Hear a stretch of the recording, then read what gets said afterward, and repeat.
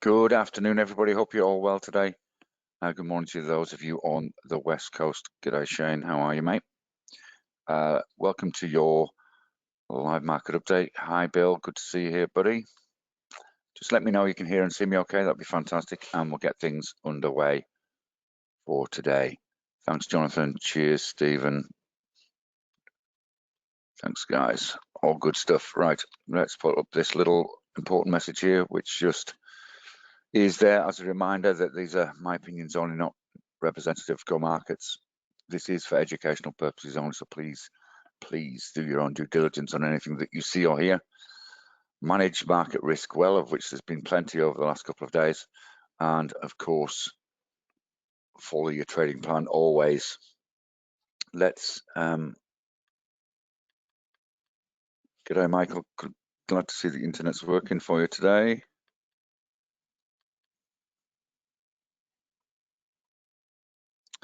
And hi, Mark.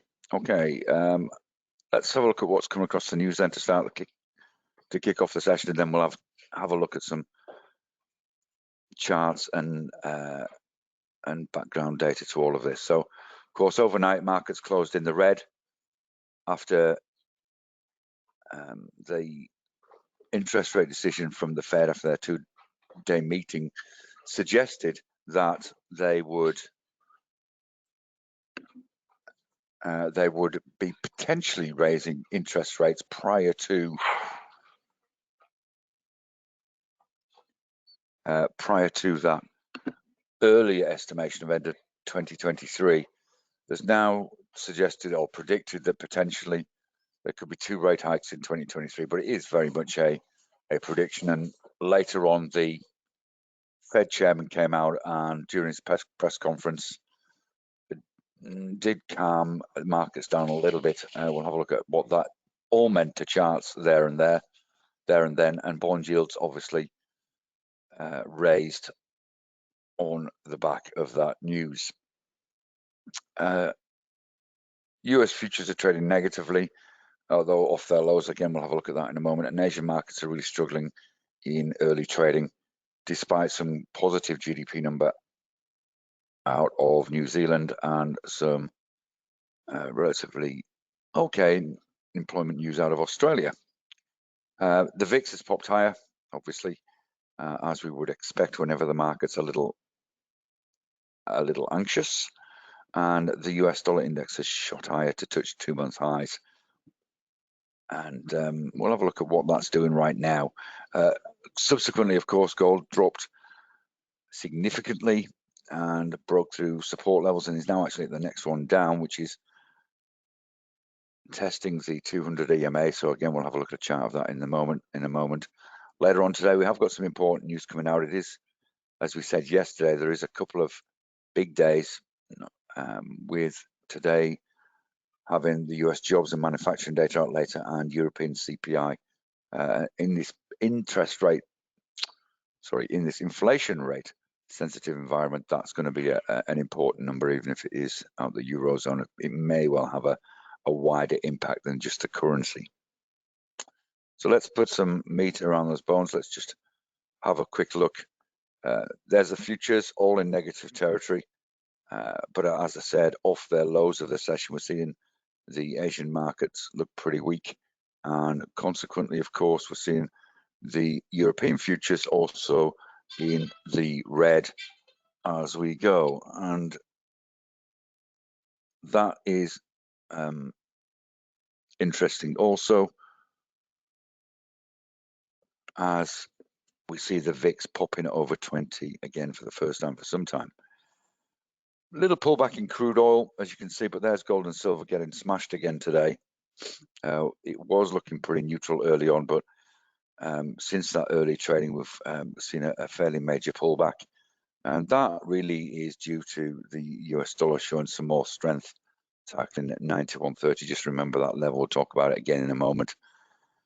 You can see the yen's looking weak, the euro's looking relatively weak, the kiwi's looking very strong on the back of that GDP number. So we'll have a look at some pairs.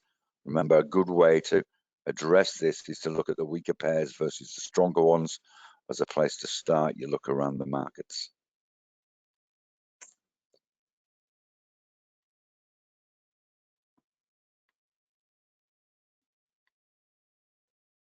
all good. Right, I'm just checking on all the questions. For those of you who didn't get a chance to say hi to, glad to see you here. So we see that Chinese markets have actually turned positive, and so Asian markets are mixed. Nikkei just looks worse as the morning's gone on, and the ASX is down about 0.3. That again is off its lows. We'll have a closer look at that in a moment, and it's a very sector-specific move that we're seeing. If we look at the economic calendar, there is that employment number that came out dramatically better than expected, both in the percentage rate dropping 0.4%, which is quite a staggering drop, and that 115,000 jobs added rather than the 30k that was expected. So very, very strong figures coming out of Australia, and that's helping markets along a little bit, and certainly is one of the key reasons why the Aussie dollar is slightly stronger than most of the currencies, and the ASX is not as bad as some of the other indices. So let's have a look at some charts and put some meat around these bones. You can see there's a few trades open there. We may take profit on ANZ.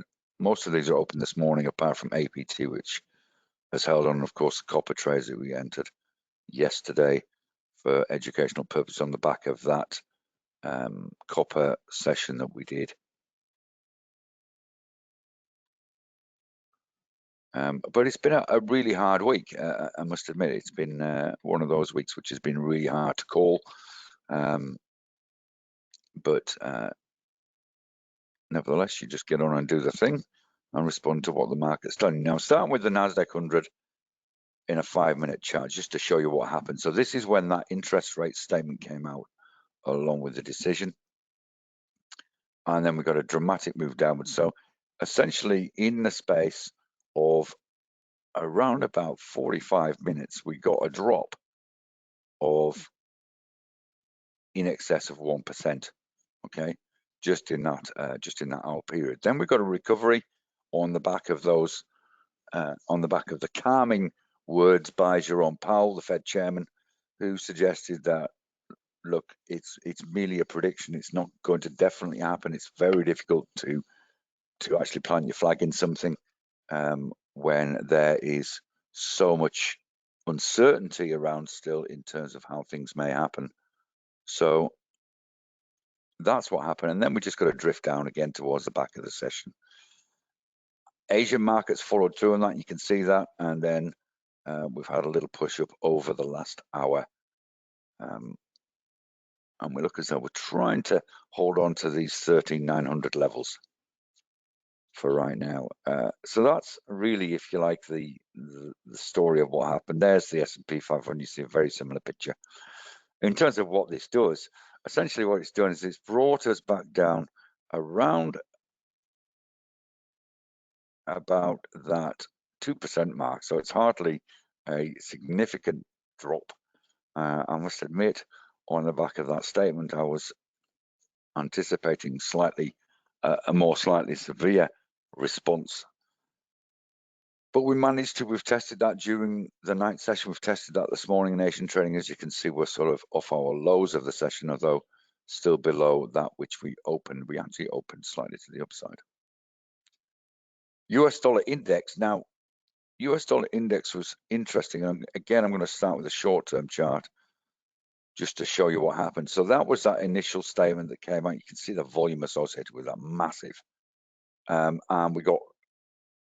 we really didn't get a blip here. We've got to continue right up until market close in the US. And we just had a drift downwards in Asia for right now, which may be some profit taken at this stage for people who got on the bandwagon at this point here. To put this into context from a daily point of view, you can see that really sharp move higher. We're trading around this 90.50 level for best part of the last week, so for the last 4 trading sessions. And when we spoke yesterday morning, it was actually right bang smack on 90.50. So that was all the Fed's doing. And you can see it pushed up really to the next level. We could actually draw this slightly more accurately and say that 91.30 level is important, as I referenced before. And we're a little bit unsure about whether there's any further momentum perhaps to be had.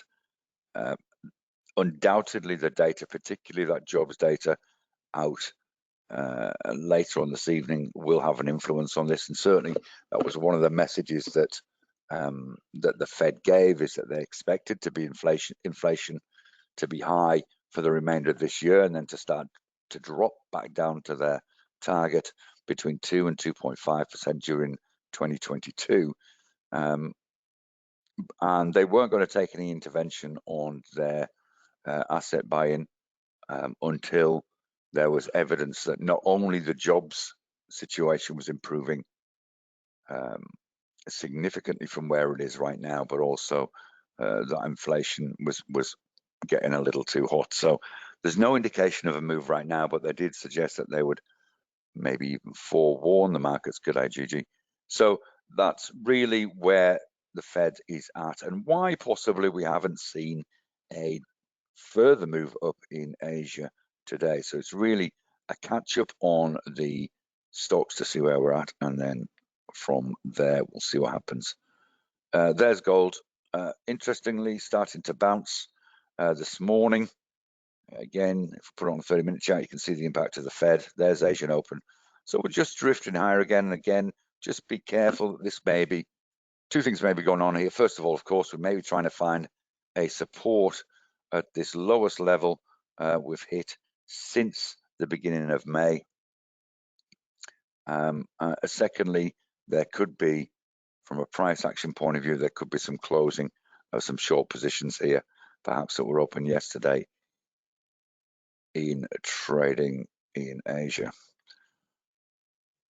Now, we've obviously got some movement on anything with a US dollar in the cross.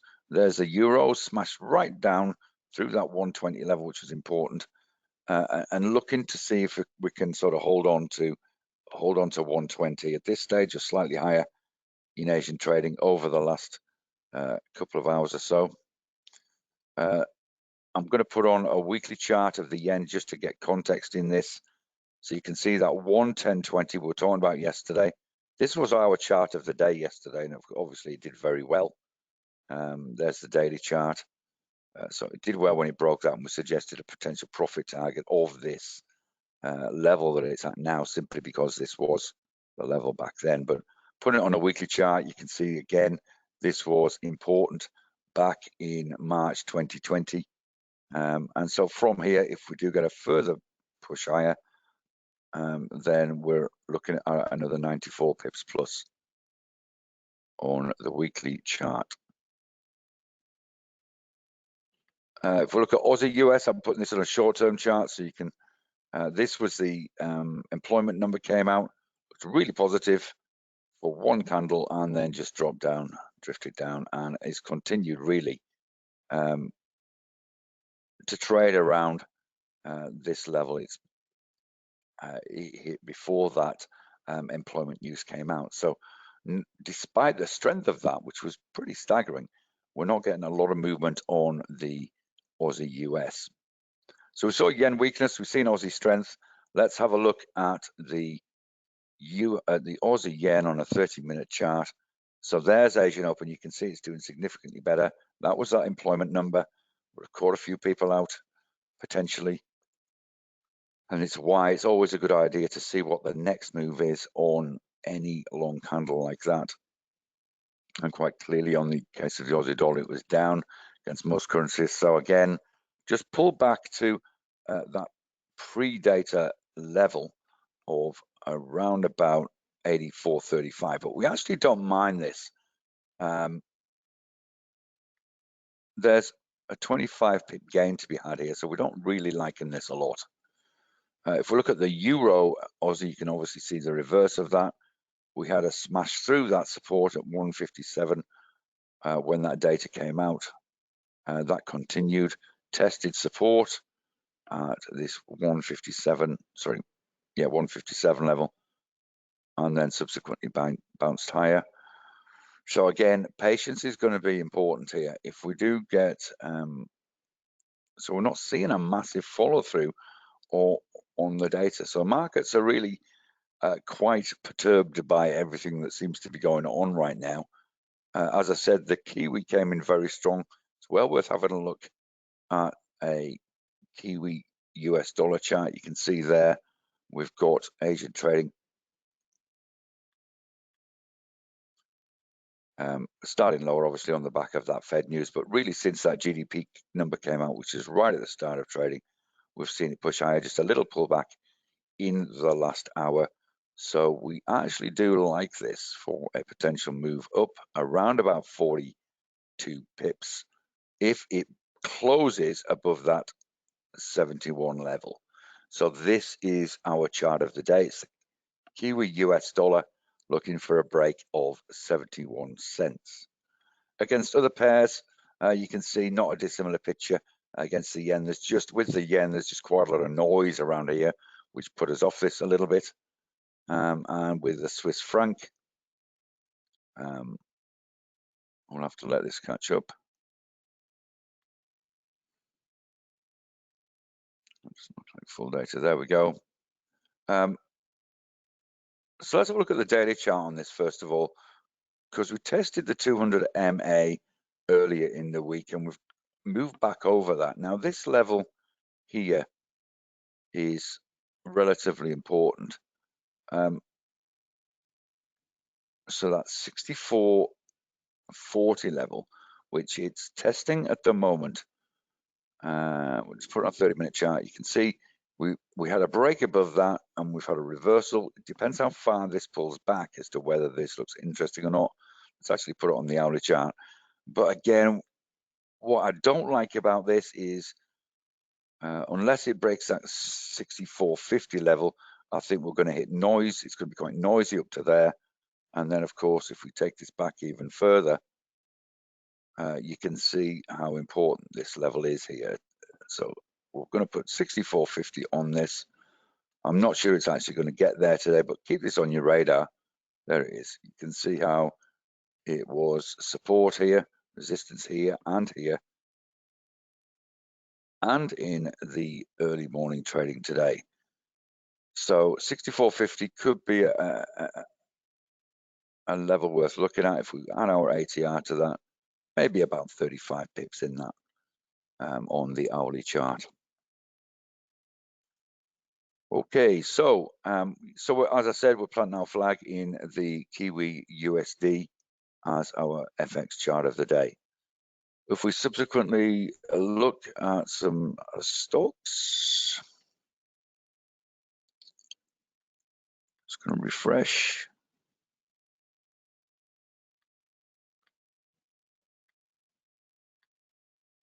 Oops.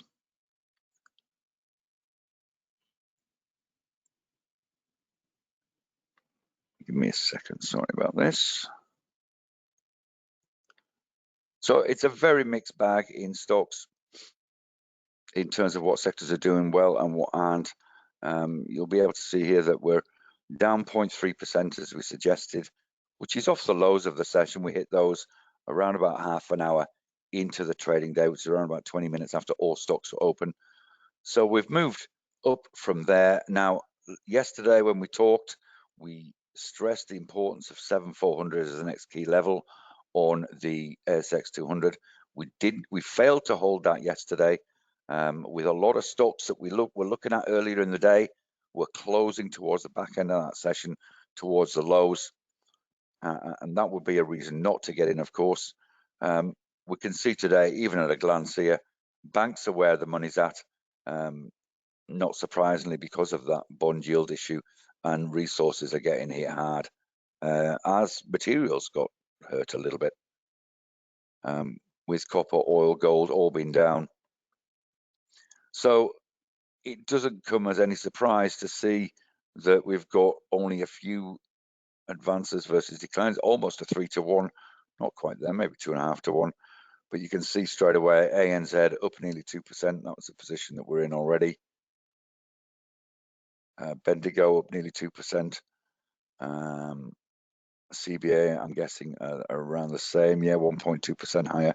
Whereas we're seeing down 2% on FMG, down 1.5% on BHP, and let's just have a quick check in on Oz Minerals, down nearly 4%. Oz Minerals is getting whacked at the minute, not being helped by copper, which we'll have a look at the moment in a moment. Qantas has failed to excite. QBE, which were our chart of the week, I think this time last week, continue to do pretty well.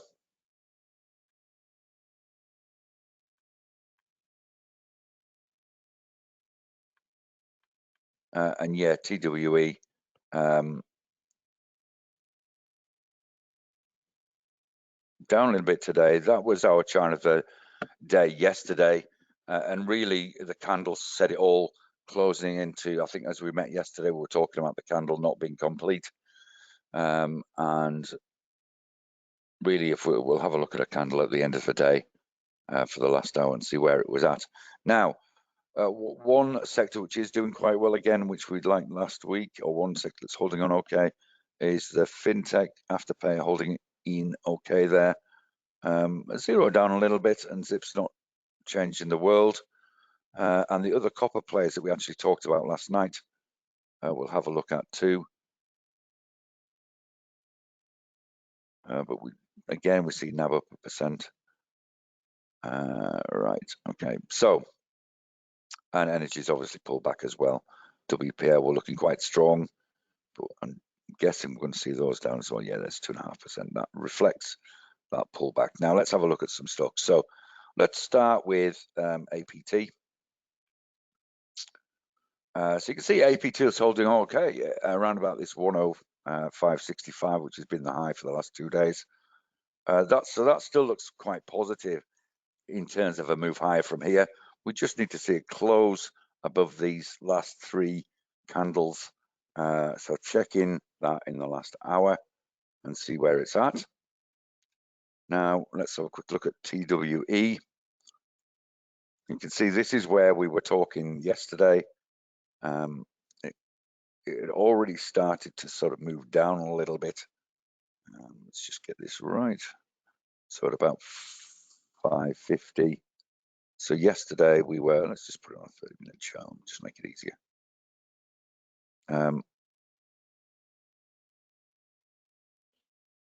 So by the time we met yesterday, it was there. Okay, so that's what it was doing when we're, and so what we said is it's a candle that's only halfway along its wick, and we'll wait to see till the last hour. And there, of course, that's what happened since we got together. So only just finished in positive territory. So quite a sharp move down, and a good example of why last hour trading, particularly when there's some big data coming out, is quite important.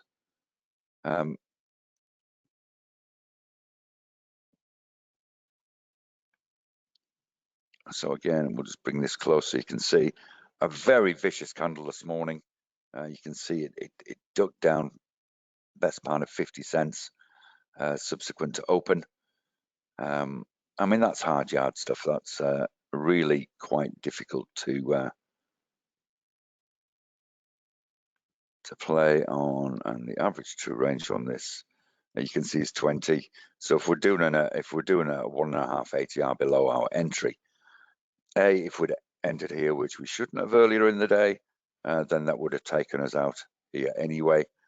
So really, the fact that it's actually pulled up so far today is actually quite positive for the stock. So we're still keeping an eye on this $12 level.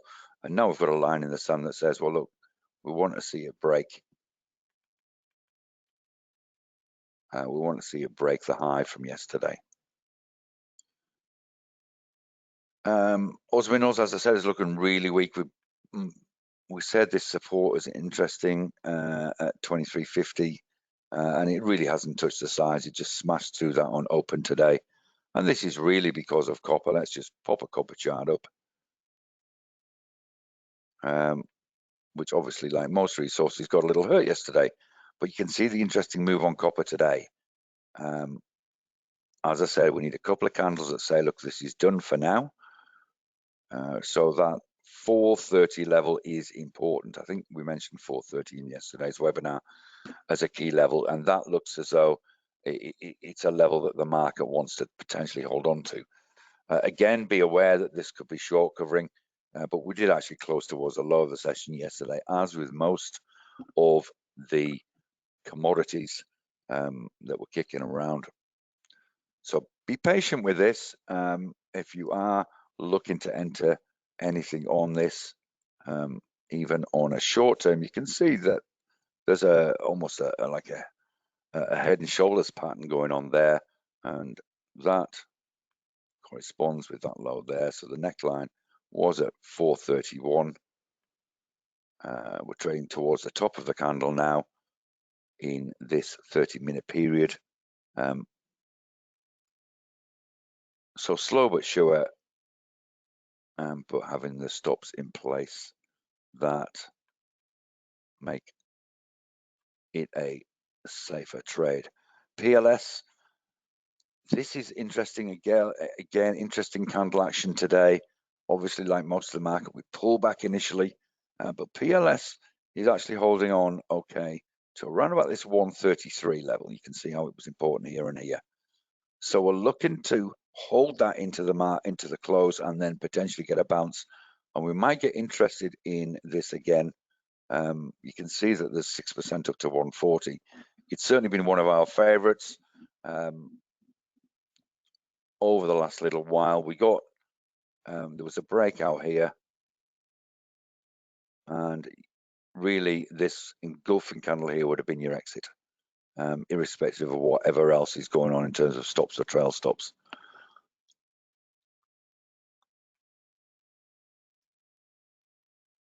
Now let's look at some of the banks, see what they're doing. So there was an ANZ position there. Banks did okay last night in the US. You can see this is slightly positive. It wouldn't be often I would enter a trade early, but there's a fairly clear break of that. Trading towards the top end is one of the only times I would ever look at an intraday chart. So you can see there we had we not only had a strong open, and that open was certainly more than half an ATR above that line that we'd previously drawn. So that looked okay for an entry in the first hour. So at the end of the first hour of trading, we're keeping an eye on that. We might even profit take on this in the day again, which would be very unusual for me on ASX stocks, because you can see it's just given up some of its earlier gains. If we just look at maybe we haven't looked at NAB for a while. Let's just see how that hangs together. So there's NAB in not a dissimilar place with that pickup today. It's actually performing slightly better than ANZ intraday in that it's trading towards the top of the session.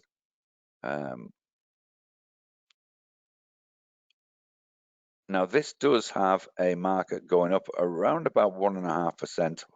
So it's not at all-time, it's not at highs like some of the other banks. QBE we'll have a look at. This was our chart of the day. You can see how it's just hanging on to that 1145 level.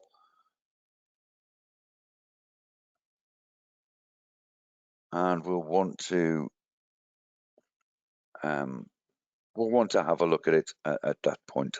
If it breaks 1150, that's our key level.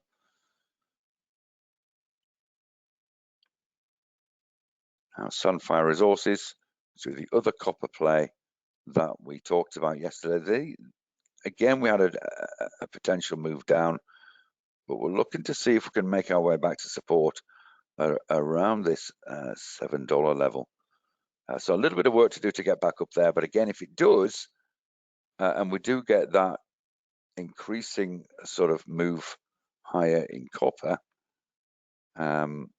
over the next couple of hours, we could see that close quite strongly. So Sunfire is worth keeping an eye on over the next couple of days.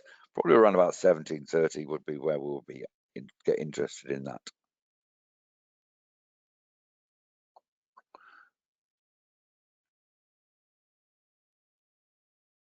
Let's just have a look at Zip. Again, this is looking interesting, looking better than it was earlier in the session. We'll put this on a line chart. You can see why this level is interesting that we're trading at now. There's the resistance. Okay, so we're looking for 740 as the key level on this. Let's put the VIX on. So we've got a little spike in the VIX contract over the last few days. So you can see it's moved up around about 6.5%. So although the market is twitchy, or twitchier than it's been, say it was last week, it is very low still. And obviously that lower VIX compared to that which we saw on the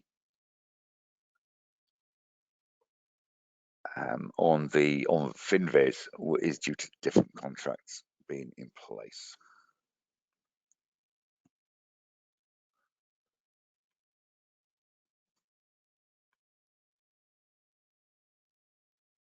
Looking at some US stocks, looked as though microchips were going to go for a little bit of a run, but obviously that sector got hurt a little bit, so pull back. But we'll still keep an eye on those going forward. T-Mobile is one that we've been tracking for a wee while. If the market does start to sell off, this is one we might short. If it drops below 28.50, it's not looking like a very happy place at all. And there's maybe up to 3.5% to the downside for this. But at this stage, you've got to be patient. It is trading within a range, so it could well bounce off this level and retest $30.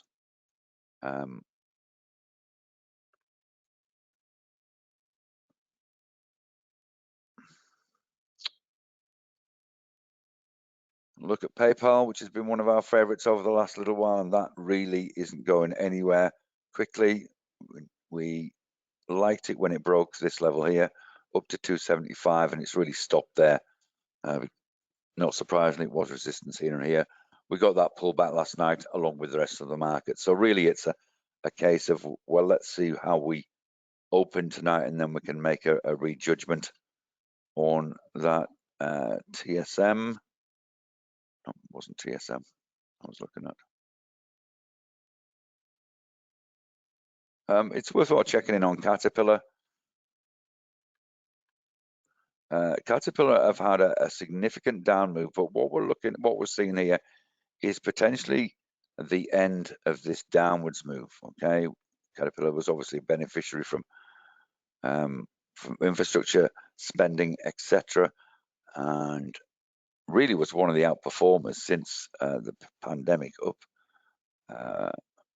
If we just take it back even further, so this is where it was in March last year and moved up 182%. So this pullback is a relatively normal range of pullback, but the fact that we are getting these longer candles and smaller bodies around a level which looks as though it could be important, traded around this level throughout sort of February and early March, retested it towards the back end of March. So just watch this over the next little days. This could be one that fits our bounce strategy. So we might have a look at this next week.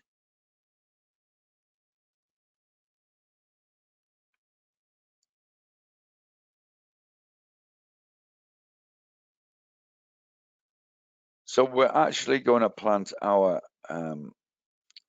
sorry, we'll just put on Seek as well.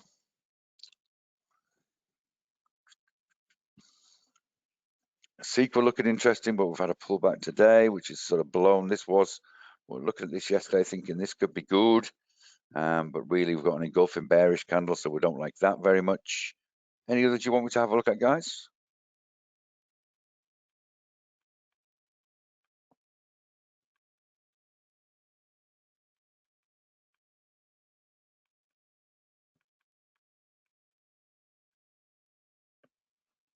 Steve, drop me an email to remind me that, and I'll do it for you, buddy.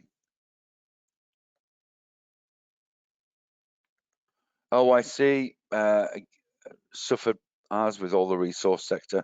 Again, holding on to some degree, but we're really sort of back within a range. We tested for one candle around that 555 level, and to the downside 521. So we'll just pull back into this range here. So again, we'll revisit this next week and check in on it. Now, Iluka. Interesting price action. Certainly, you don't mind having a look at this at all. Looked as though it was going to go again, but really this candle says no. And consequently, of course, the last 2 days we've pulled down back to this, again, key level at around about $8. So it's one of the key things that I can't stress enough is that candle maturity is important. JB Hi-Fi for sure. Looks pretty range bound to me. We're getting no movement on this at all. The only thing that's positive about this is it looks as though it's really well supported at that 200 MA.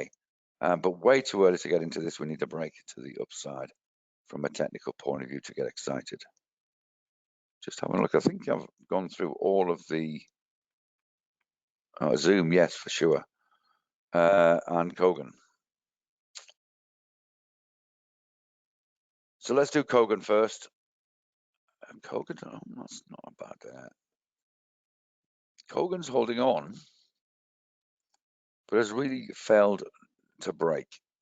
Okay, so there is the key level at 1075, which we're trading around again today. We've obviously put this line on this chart before. Our first price target, if we get a move above this, would be around about 6%. And so premature to get into this, but very worth keeping on the radar, I would suggest. Zoom was the other one. Yeah, Zoom looks great, or has looked great of late. Just check this out, just to give context. So we liked it when it broke this 200 MA. We talked about a move up to 350. It did that. So that was that move there. Now it's after that move higher, it's just held on for a day, pulled back, but actually closed higher yesterday. So bucked the market trend a little bit. So if we get a break of these pivot highs around about this 468 level, certainly $4 is on the cards, which is around about there. And you can see how that fits with a previous key level there at around here and a support here. So I still like Zoom as a place to be going forward, particularly as it held on okay last night, despite being in one of the more choppy sectors. A couple of you were wanting Zoom there. Okay, in terms of planting my flag of a chart of the day, it's actually very difficult to go beyond APT, and that's looking even stronger now. You can see that's backed up by having a couple of positions there that seem to be sort of moving very nicely at this stage. We look at a 15-minute chart, and we've got not only a continued move higher, little pause there, but got a continued move higher, and we're over yesterday's high. So this would be one that that potentially intraday I wouldn't actually mind having a look at, and I already have done, as you see, because of that strength, that continued strength, that continued new high for the day, trading right at the top of the candle. Looks like a continuation of this trend. We've got a nice line in the sand that says that could be a stop level. We're over the 200 MA, which is this red line here. It'd be interesting just to put a 50 EMA on this as well. I know a few of you might have actually entered this already after we talked about it last week. Let's just change the color. Let's make it a sort of browny color thing. But you can see it's even broke the 50 EMA. So what we've got is, if we bring this right close, we'll get rid of that line there for a second, because this is an interesting. So what we saw was it looked as though it was going to breach, if that 50 EMA across that 200 MA, that could have been quite telling, but it actually sort of looks as though it could be bouncing off that 200 MA rather than breaking through it. So the combination of that, it's now above its 50, as well as having the cross of the short terms, suggests this is not a bad place to be. So that's our chart of the day for today for the ASX. And we're not going to go beyond Zoom. The fact that it held up last night, despite the dramas. Yeah, I can have a look at Twitter. Again, Twitter's one we've been tracking. This didn't do too bad last night, but again, we're looking for a candle there that says we're not really up for this. So we're just going to pull back a little bit. But if we do get a close that's above that close there, we've got about 5% to close that, but we still like Zoom slightly better. Okay, guys, well, look, that's it for me for this week, which has been an interesting week from my point of view. Now, just keep your eyes peeled. I'm looking to get Mark and Cameron to do an extra session for us, possibly on Monday night for Inner Circle, because it's the end of the quarter, and they've got some rather tastily performance strategies that seem to work at the end of the quarter particularly well. So I've asked them if they could put a little video together and be around to answer questions for us, if at all possible. So hopefully I'll do that. If you're not registered for Inner Circle, then although this is showing last week's, so what I'll do is I'll just quickly check in on the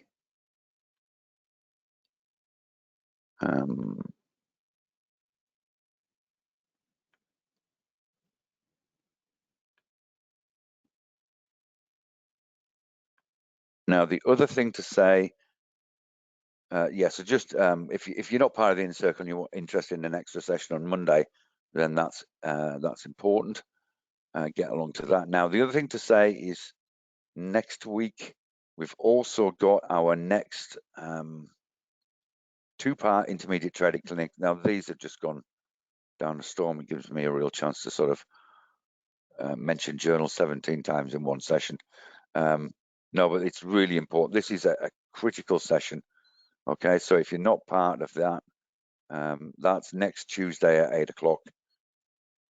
Obviously, we may have a session on Monday, and we'll be changing that Inner Circle title accordingly. So I'm going to put trading performance.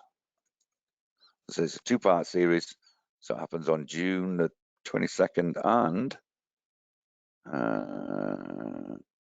June the 24th. So Tuesday and Thursday next week. Get registered for that at least. If you get registered for it, I'll be able to flick you through recordings and stuff. And there we go. Just have a quick look at questions. You're welcome, Anthony. Let's just have a quick last check of possibly what the futures are doing. Yeah, they're still looking pretty ordinary.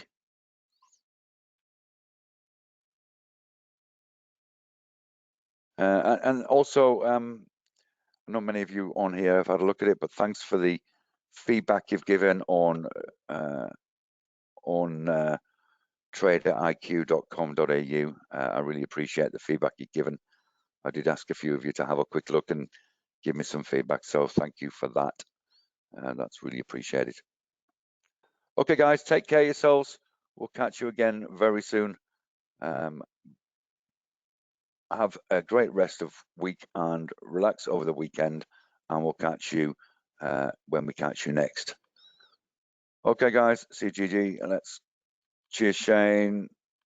Always welcome, Rachel. Cheers, Peter. I'm actually ready for a rest, I have to admit. Been a busy couple of days. Thanks, Jonathan, and cheers, Michael. Take care, guys. Bye-bye for now.